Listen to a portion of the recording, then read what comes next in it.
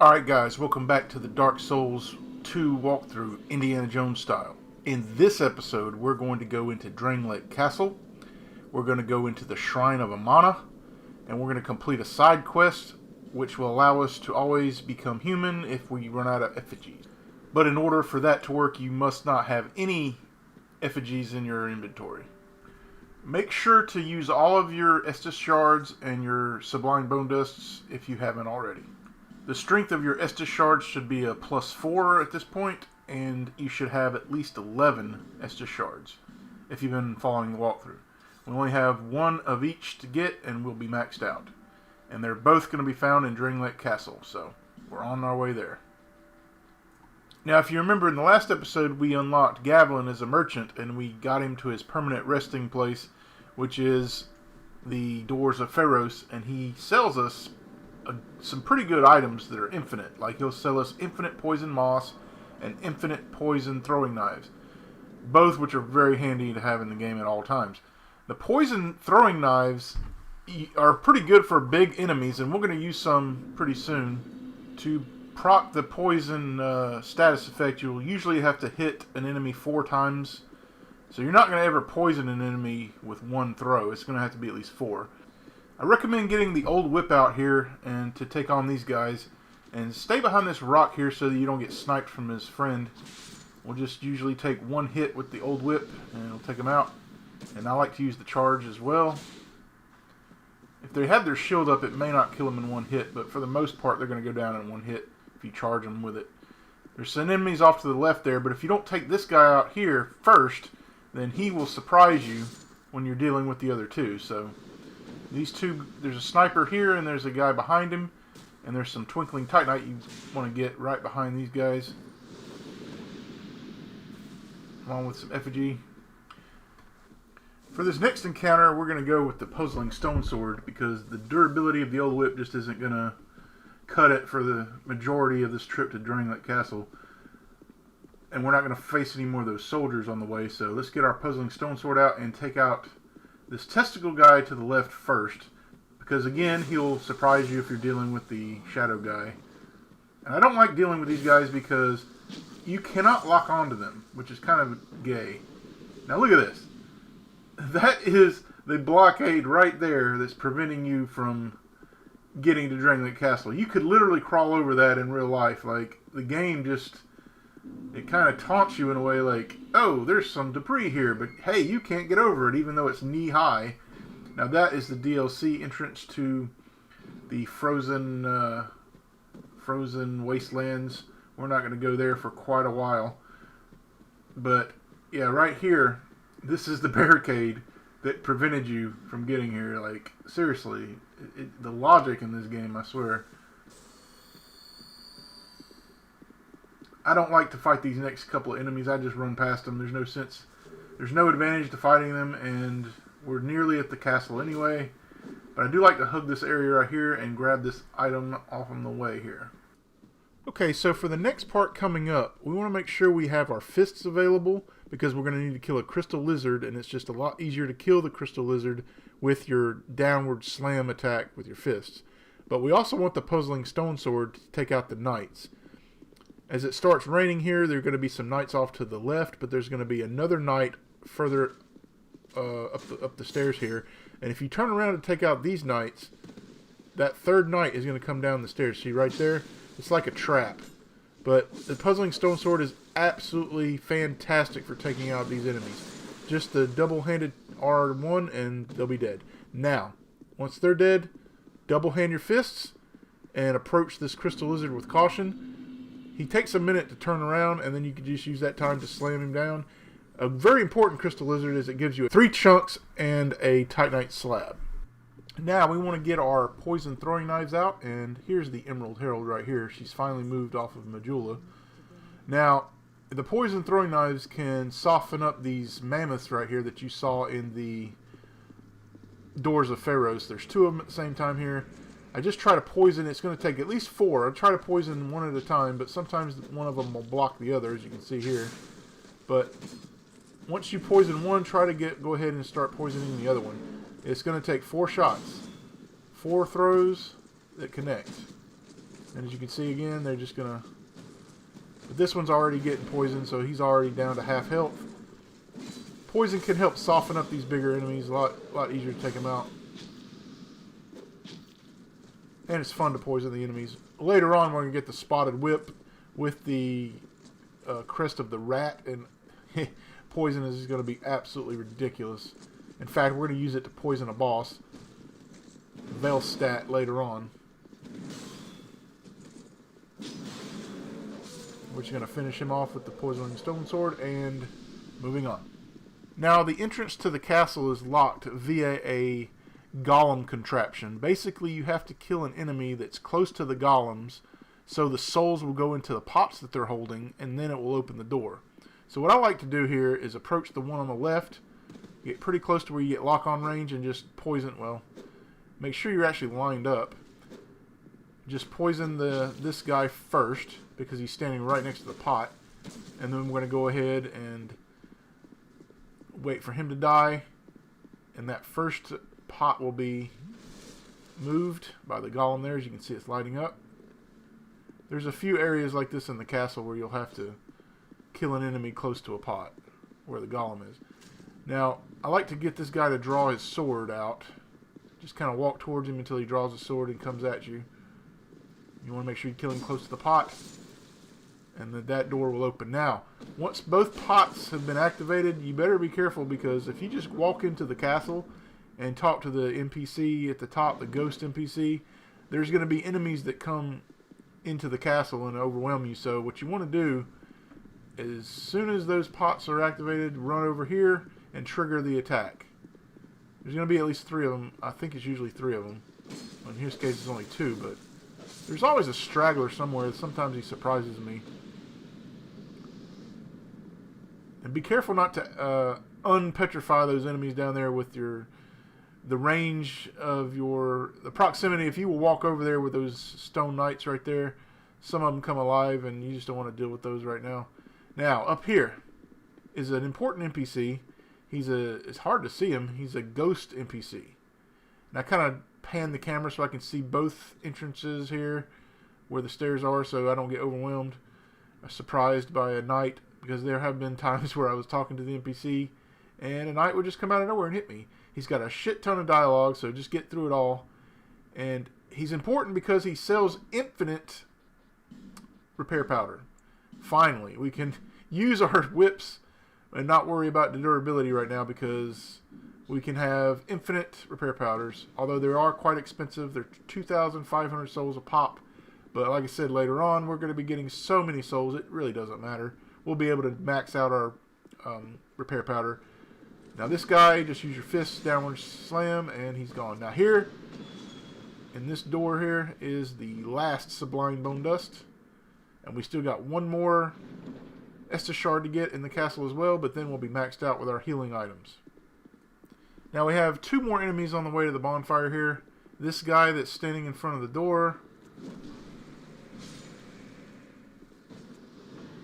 And then there's another one right here. The statue won't come alive until you go down the ladder, so just don't even give him a chance. Just go ahead and kill him now, and then go down the ladder.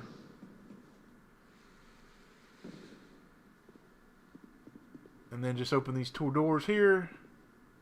One here, and then there's one right ahead of you, into the bonfire. And then we're going to go get Indiana Jones's pants. Finally.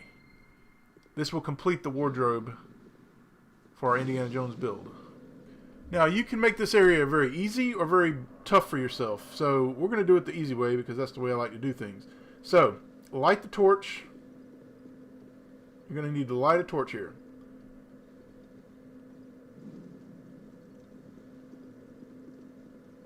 And walk straight down the middle. Don't engage anything else. Just go straight down the middle, and you'll activate this guy. And just kill him.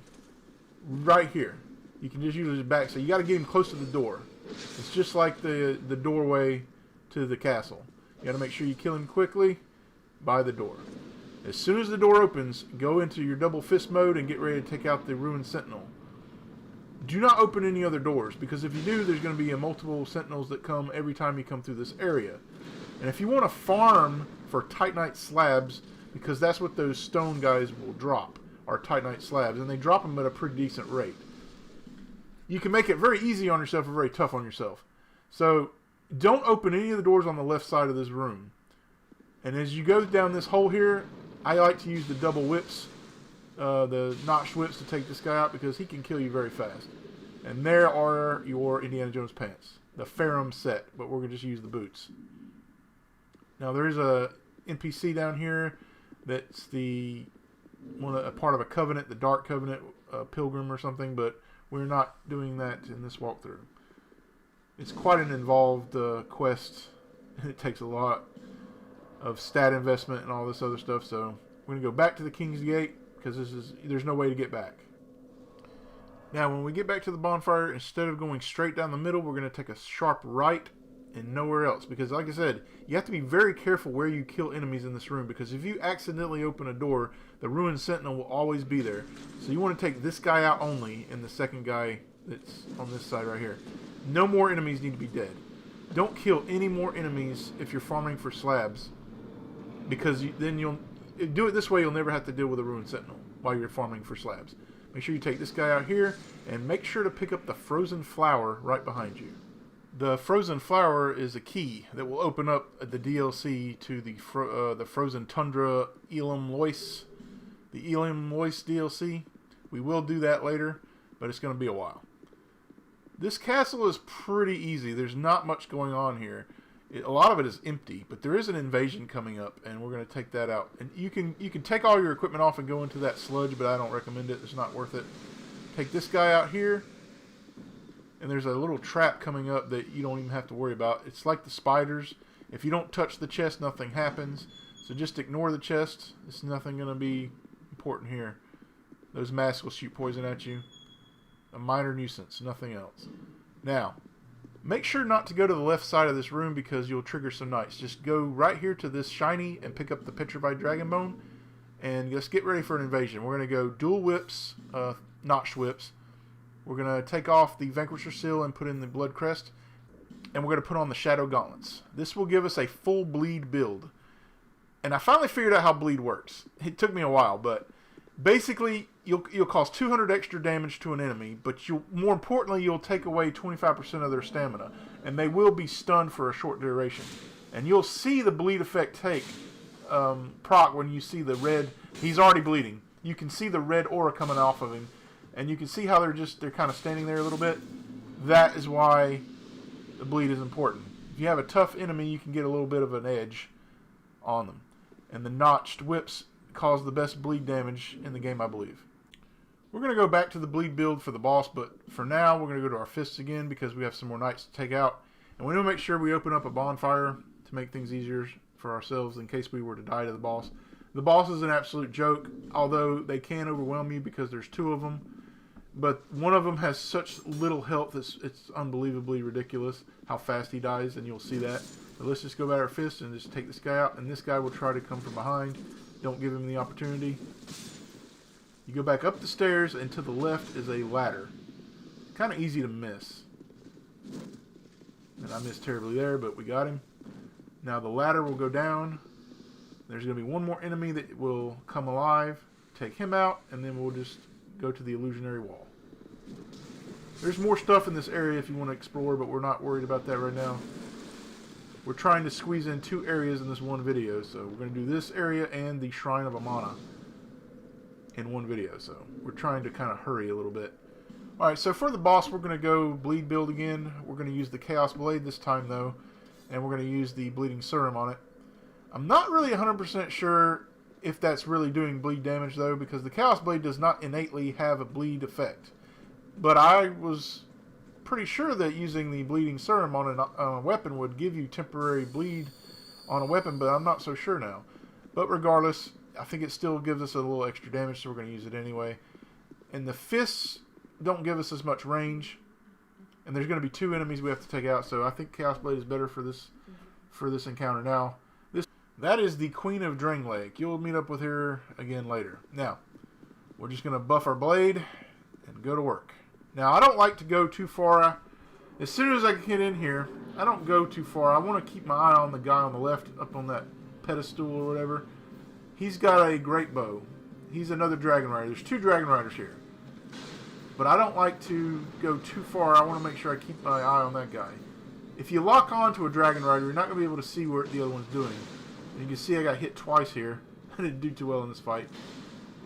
But these guys are a real pushover. They're not hard at all. They're really not that bad. The last time we had a Dragon Rider, we hit him go to his death. So this is our actual proper fight against one of them. Now, when he gets to half health, the other one's going to come charging you.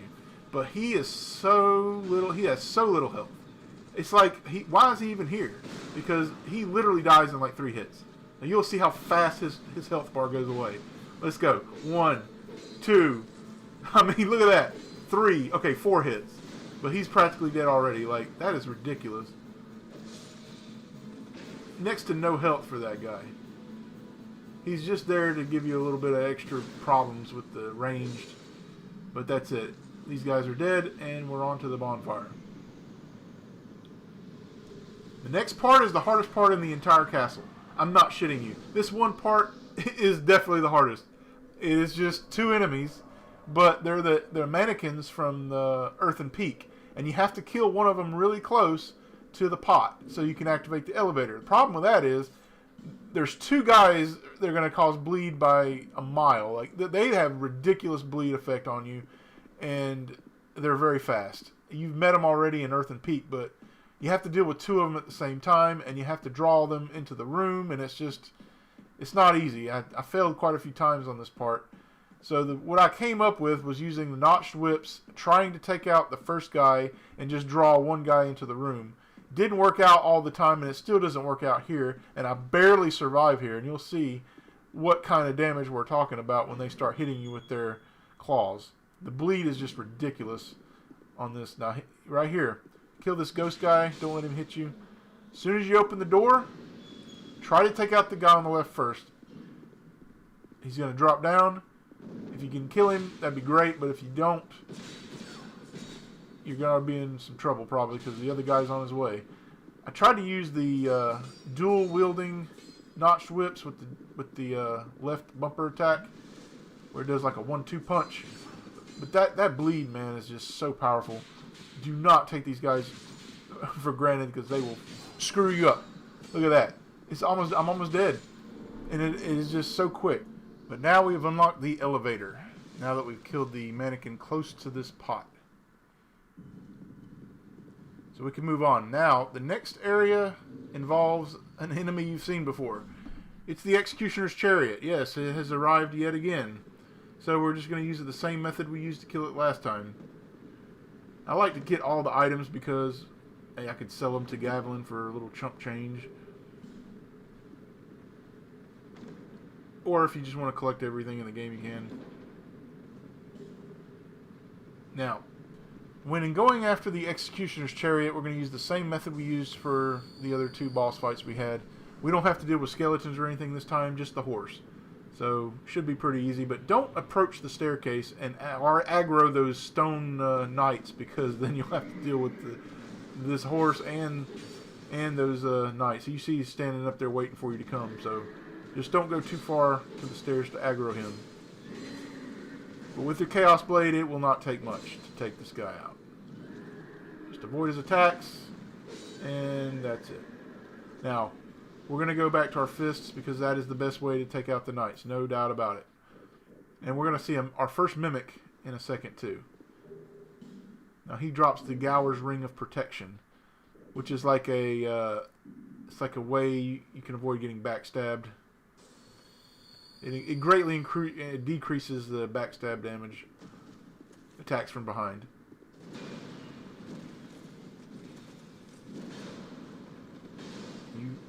These guys take a little bit more damage than before. Now the other chest on the other side is a mimic. This one is not. We're just going to kill this guy. Now as soon as you start fighting this guy, there will be another one that's already on his way. So try to take him out quickly. As you can see, he's already here. But they don't take as many hits. There's a Pyromancy and a Fire Seed, I believe, in this chest coming up. Now, we want to make sure we have the Puzzling Stone Sword for the Mimic, because that is the weapon to kill a Mimic with. No doubt about it. The Mimic will never see the light of day. It doesn't even get a chance to attack you. No, it's just Firestorm. I thought it was a seed as well. But yeah, whenever taking on Mimics, double hand the Puzzling Stone Sword, right bumper. Well, I'm using the Xbox controller, so yeah. R1. They'll usually have a lock on it if it's a wooden chest. But by Mimic. See how quick that was? Like, ridiculous. Plus, if you're wearing the engraved gauntlets, you have a chance for a critical hit. Now we're going to go with Avalon because we need to snipe some priestesses in order to get the last Esther Shard. This is our last Esther Shard that we need to max us out. We're going to go back to Majula after we get it and maximize our health. And then we'll go kill the Looking Glass Knight. And then we'll be on to Amana. But right here, open this door. And we're just going to peek around and snipe these guys because, or I should say, gals. Because their fire attacks will one-shot you in some cases. As you've already seen. If you've been to Earth and Peak, you already know. There's only 2 of them in this room. Just take caution.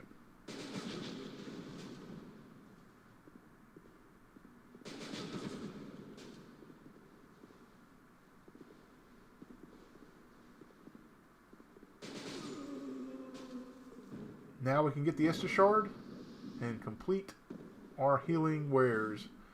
We're going to have a +5 Estus Flask when we go back to Majula. And we'll have 12 Estus Shards, 12 Estus uses now, which is the max you can get. Although the game gives you 1 Estus Shard and then extra for some reason. There is another Estus Shard in the Shrine of Amana which we are not going to get because it's useless. We are already maxed out. So now we're going to go get a key. But we have to come back to this area. So remember this area. It's very important if you want to complete a side quest, which I highly recommend you do. Because later on, if you complete this side quest, you'll be able to have... Basically, you never have to worry about going hollow again. Because you'll always have a way to become human. Regardless if you have any human effigies. It's basically an infinite human effigy. So I highly suggest you do this side quest.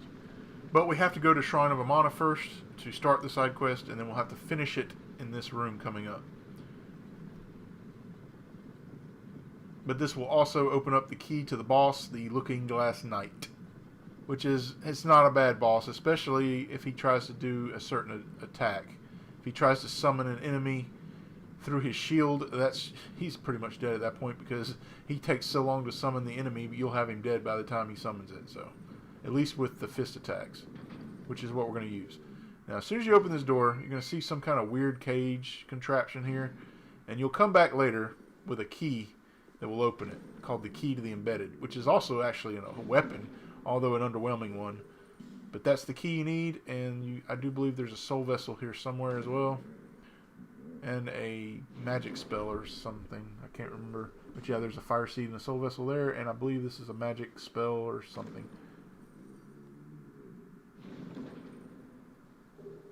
Or shield, yeah. Strong magic shield.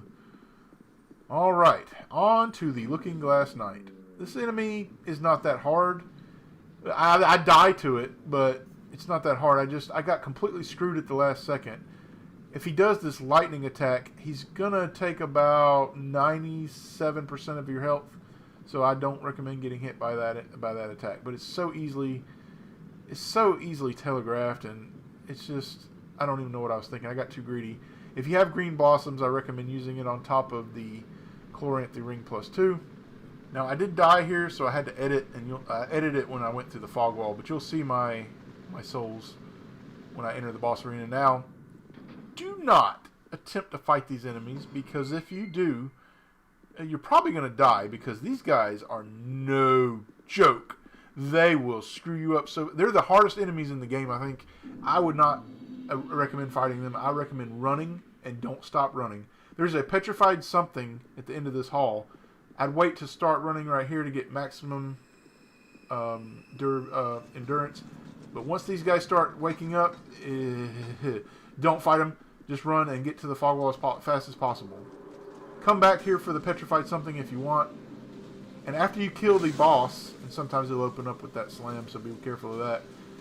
And once you kill the boss, don't hang around this room either, because those guys that woke up are going to come flocking into this room, and you're probably going to die if you try to fight them. But yeah, that's the attack right there. If you get hit by that, you're going to probably die if you have less than 100% of your health. But this is not a hard fight. It really isn't. I don't even know how I died here. I really got screwed up from a bad attack at the end there. But mainly just going to try to do our two-handed slam. Now his shield will block a lot of your attacks. You have to get it just right. I don't like that little attack he's got. Be careful with his sword there. But it's pretty straightforward. I mean, dodge, roll. And when he starts to put his shield down, you know you're home free, because he's going to take an age to summon an enemy. It works like this. Like if you're playing online, he'll try to summon a real player. I don't know how often this happens, but here it is. And try not to get hit by the shield. But here's where you're going to get all your damage in, because he takes forever to summon it. And he'll never see it, so he's dead. Now, like I said, don't hang around here, because the enemies are going to be coming in. I recommend just running. They won't come all the way down here, and I kind of panicked and accidentally activated the elevator there, so I have to wait for it to come all the way back up. But those enemies are no joke. Now, right here, a very important chest, because it contains 3 bonfire aesthetics. Very handy. Now, let's talk about the most overrated area in the entire game, the Shrine of Amana. Before I even played this game, I heard that this was the hardest area in the entire game. This is so false. This is an easy area if you just play it smart. I mean, yeah, if you run in there, you know, and a gun's a-blazing and don't think strategically and don't know where the enemies are, yeah, you're going to have a bad time. But this area is not hard. I don't understand where all this fuss comes from about how hard this area is. There are a few different enemy types. There's one in the water, and there's the mages that will shoot these very slow-moving, homing magic bolts at you, but they are so easy to avoid. You can literally wait until it's about to hit you and just move your control stick a little to the left or right, and it will never hit you. The problem with this area that people have is they're trying to run in too fast. If you run into an area and aggro, it's all about aggro range. If you were to run into an area and aggro a couple of different enemy types, you're going to have different enemies with different movesets attacking you. Yeah, it's going to be hard, but I'm going to show you a way it's simple. It's very easy. We're only going to use our bow once, or our javelin once. A lot of people say you have to have a ranged attack. You don't even have to have a ranged attack. I'm going to show you a path where you really don't even, you just use we're only going to use our fists and the Chaos Blade once, I think, and the Avalon once. And it's really, that's all there is to it. And we're going to run to the boss because we want to get to the Demon of Song so we can get the soul and get the Spotted Whip, which is going to complete our whips. Well, not quite. I'm going to farm for the Bloodied Whip set as well. So I want to have every whip in the game. But yeah, the Spotted Whip is from the Demon of Song, and we're going to Bonfire aesthetic to kill it again and get 2 of them. And then when we buff it with, or not buff it, we are going to infuse it with poison, and it's already innately have poison. It's going to do so much poison damage. You guys will love it. But to get the maximum out of the poison, if you're going to do a poison type build, you need to have the Crest of the Rat, which we're going to get in the next episode. We're not going to get it in this episode. And you're going to need the Sanctum Gauntlets, which I showed you guys how to get that in the first bonfire in the DLC that we went to in the 3rd video. Just kill that first enemy over and over in the company of champions, and you will get it eventually. Just have some decent item discovery on you. Now we're just going to go ahead and work on some more vigor, and we're going to get our Esther Shard to 12, and we're going to burn the Sublime Bone Dust. So we are completely maxed out on health. We can't go any higher. Well, as far as our Estus is concerned, we still can boost our vigor to a 99 if we wanted to. Make sure to burn that Sublime Bone Dust there. Don't forget. It's something I always forget to do. Now on to Amana. Amana is the place to farm for Twinkling Titanite. So if you want to go ahead and get your Old Whip, their second Old Whip to +5. This is the place to do it. Your gauntlets can get to +5 now. Your engraved gauntlets, because they take Twinkling Titanite as well. So I highly recommend to farm Twinkling Titanite in this area. It's a lot faster than most of the areas I've seen. Now, there is an even faster way to get down to the bottom. If you have the Jester Pants, which you should have, you can just drop down after just a little bit, and I'll show you how to do that later. But you can literally just get down there real quick, kill a few enemies, get the Twinkling Titanite, and rinse and repeat until you have as much as you need. Okay, let's talk about the first enemy type in Amana. It's these little frog-like creatures that won't attack you initially because they're being pacified by these maidens that are singing. They're called Milfoninos, I believe. Yeah, that's what they're called. And as long as they're singing, you won't have to fight them because they're being, like I said, they're being like in a paralyzed state. But if you get too close to them, they will aggro. And aggroing them and having these archdrakes that are wandering about come at you at the same time, that's when you start to have problems. So these are two of the enemy types right here. So we're going to go ahead and kill the archdrake because he's the bigger threat. One stab with the Chaos Blade will take him out, and the whip is excellent for taking out these guys. Usually it only takes one hit. Now, right here as you approach this area, she will stop singing, and all of the frog-like creatures will aggro, so I just stay here and whip them all until they're dead. Now, they will drop a few good items. The human effigies and the bleeding serum is and small and silky stones, I believe. And smooth and silky stones. Yeah, I think it's the small variety and the regular variety. Now here is the first Milfonino. You'll need to exhaust all of her dialogue because she is part of this quest we're going to finish, so it will have infinite effigies. She'll give you a silky stone as well. Exhaust all the dialogue and get into the next area. Now this area is very specific with your aggro range. When you start to enter this black type ground, that's when they're going to start aggroing a lot. So I would not recommend running into this area very fast because you're going to have about 3 archdrakes that are going to charge you. I recommend just trying to stay back and watch if they start to run at you, because sometimes you don't need to go that far before they start aggroing. So they, like I said, they drop a lot of good stuff. The Twinkling Titanite especially, and their armor set, of course. But the Twinkling Titanite is what you really want to get. This is the first area pretty much done. There are 3 areas of the Shrine of Amana, so main areas. This is the first one. You can go to the left here and take out some frogs if you want to, but I just skip it.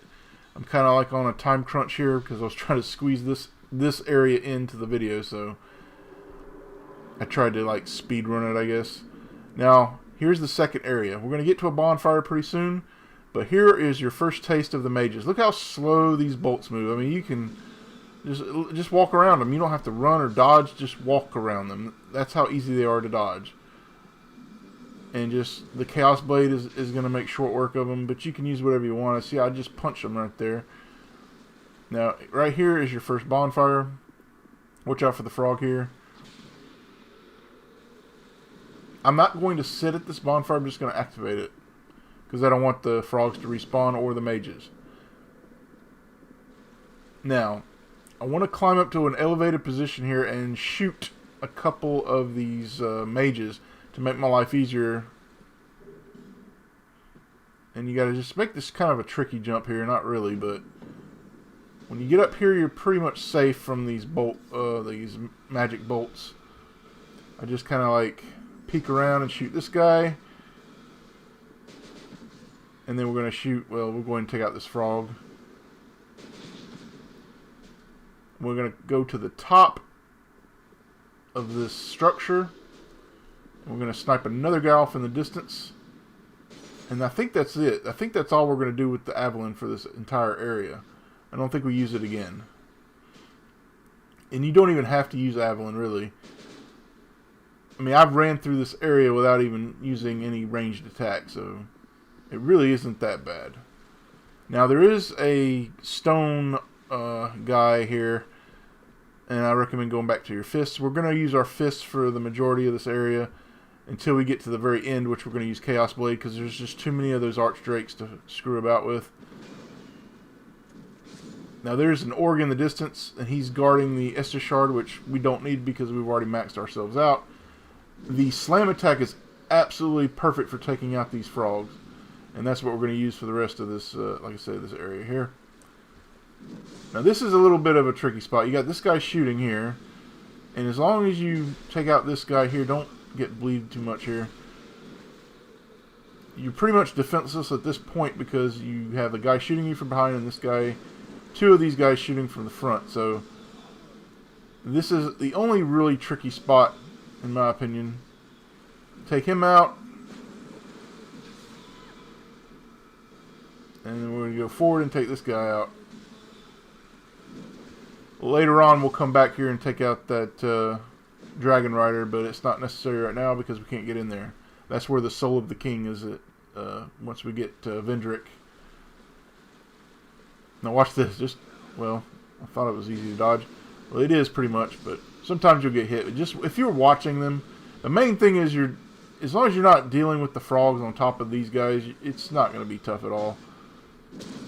And they go down pretty easily.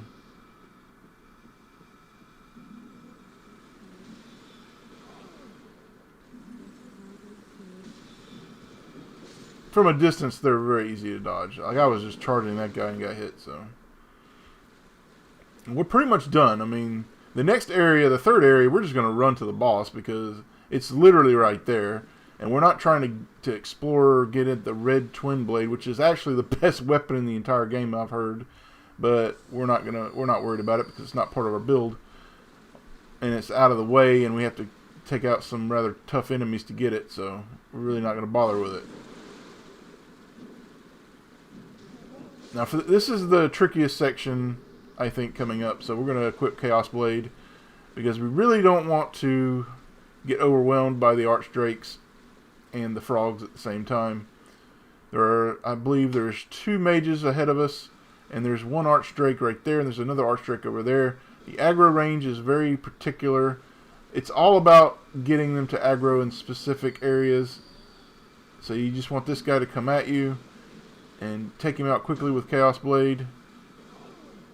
You might have to tank a few hits with the bolts. Here I nearly die, but I'm just gonna dodge it. See how easy it is to dodge as long as you just wait for it and just run around it. I'm not even concerned. I'm just using life gems here and just walking towards them and just dodge a little bit right there.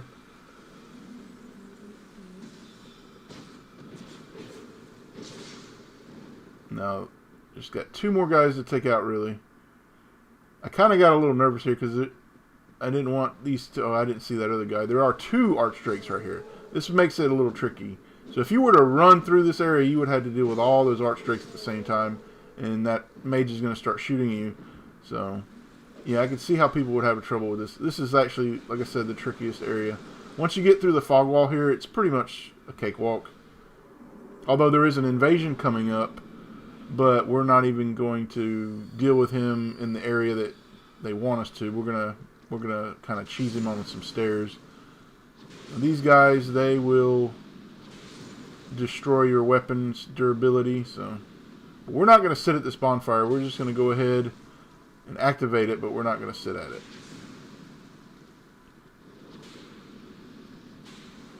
We're not really worried about our whip's durability because we're about to change it anyway. We're going to use Chaos Blade, although I did use the repair powder since we don't have to worry about getting repair powder anymore since we have infinite a vendor that sells infinite repair powders, so we're good to go. Now, like I said, don't sit at this one, just activate it. Now, if you were to explore this area, this would be a little tricky because there's a guy that pretty much heals everybody, and you have to keep shooting them off in the distance here. So I just run forward and stay to the left here a little bit. Just follow this path exactly, and you'll get to the boss pretty easily.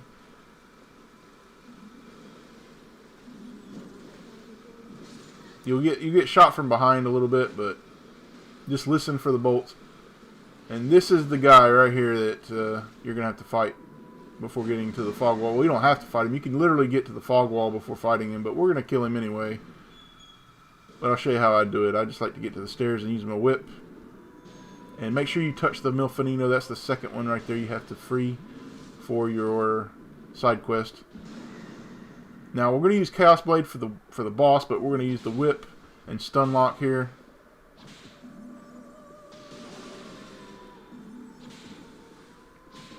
Just keep on keeping on, and he'll go down soon. And done. Now, the boss is not that hard either. He's got one little thing where he's invulnerable with his skin up, but once he unleashes his face, you know, it's easy. So we're going to use a bleed build again, and we're going to buff our Chaos Blade. There's really only one attack, and he actually does it on me here, so you'll get to see it. It's a charge attack, and it's quite powerful. I don't recommend getting in his way once he starts to do it. He has a few other attacks, but he'll just mainly slap the ground, and as long as you roll off to the left or right, he's pretty much a cakewalk. There's really nothing much to talk about this boss. He's very underwhelming. So he'll slap the ground here a few times. And he'll spew water from his mouth sometimes as well, but this is the attack right here you need to watch out for. If he jumps back and then he rears his legs like this, get out of the way, because that'll happen. But other than that, that's pretty much it. He also does like a tsunami type attack, but he doesn't do it here. Main thing is just wait for his face. Here's the water attack here. Just kind of strafe a little bit, and we're just going to wail on him. He'll be dead in a second. He's already down to half health. Just make sure you dodge his little slaps on the ground here, and that's pretty much it.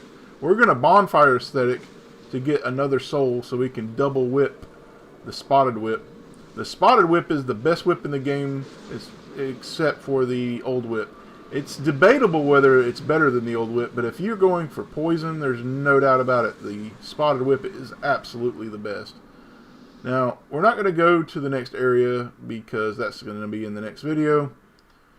But the next area is the Undead Crypt, and the area that we need to unlock to get to finish. When we finish the side quest, there's an area we have to unlock, and we'll need a Fragrant Branch of Yore, which we do have.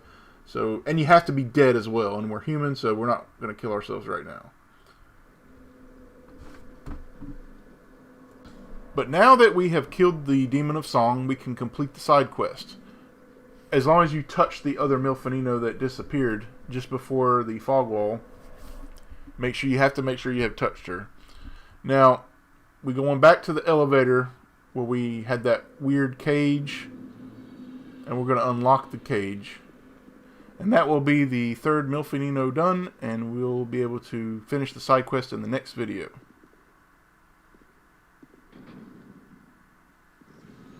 We'll finish it in this video, but we won't actually unlock the area that we go to for the shrine where you'll pray to get the hollowing effect removed.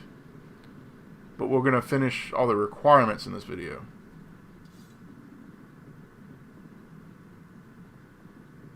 And in the next video, we're going to do the Undead Crypt. And I'm going to show you where to farm, because I did an excessive amount of farming between this video and the next video.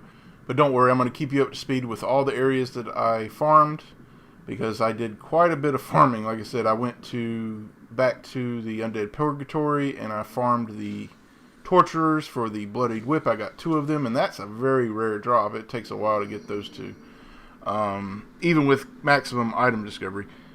And just put the key in this door and talk to this Milfonino, and that's it. We're done. But, well, we're not quite done. We need to go back and talk to that first Milfonino that we talked to in the first area of Shrine of Amana. But yeah, I got the Bloodied Whip, and I farmed pretty much all the Twinkling Titanite. I got my whip to +5. My second Old Whip to +5. I got the Engraved Gauntlets to +5. I pretty much got everything that I'm wearing to maximum. So I farmed a ton of chunks. and all my armor is upgraded and everything like that. But I will show you where to farm. The worst place to farm, I mean, the one that's the most agonizing is getting petrified bones, because there's so much of it I had to get for the 2 spotted whips. I needed 30. You need 15 for each one, and I wanted 2 spotted whips, so I had to farm for 30 petrified bones, which takes a while. But I'll show you guys how to get that too. And I actually got the Executioner's Chariot's crossbow to +5 as well, so that's an additional 15 petrified bones. So 45 petrified bones that I farmed. But you don't have to if you don't want to. But the spotter whips, I definitely recommend it, because it is a great weapon, especially with 2 of them. And we're going to use it for the rest of the walkthrough. Now just talk to this Milfonino.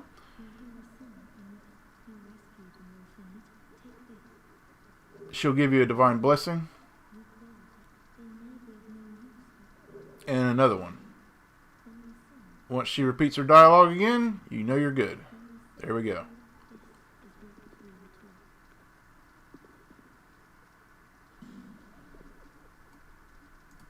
Now, as you play through the game, the cat will increase the inventory that she sells. So before, you could not buy infinite homeward bones or infinite alluring skulls, but now that you've killed the Looking Glass Knight, she will sell infinite homeward bones and infinite alluring skulls. And later, once we kill the 2, if you kill the 2 rat bosses, which is the Royal Rat Vanguard and the Royal Rat Authority, she will sell you a pair of pants that decrease fall damage. But we already have the Jester pants, so it really doesn't matter if you buy these items, but I like to buy them anyway. I actually like them better than the Jester pants. And I'm not sure if it's better than the Jester pants or not, but if you didn't get the Jester pants, make sure to buy the set from the cat. But she won't sell it to you until you kill both rat bosses, so it won't be here yet. But I'm just showing you that she increases her inventory here. You can now buy infinite homeward bones and infinite alluring skulls. And pretty soon, there will not be a need for homeward bones, but because I did so much farming, I needed a shit ton of them. So I farmed, like I say, I think I bought 99 homeward bones, and I used about pretty much all of them. Because in the Doors of Pharaohs, I don't like walking back and forth. I just homeward bone back to the bonfire. And I will show you guys that in the next video. Alright guys, that's it for this video. I'll see you guys in part 10.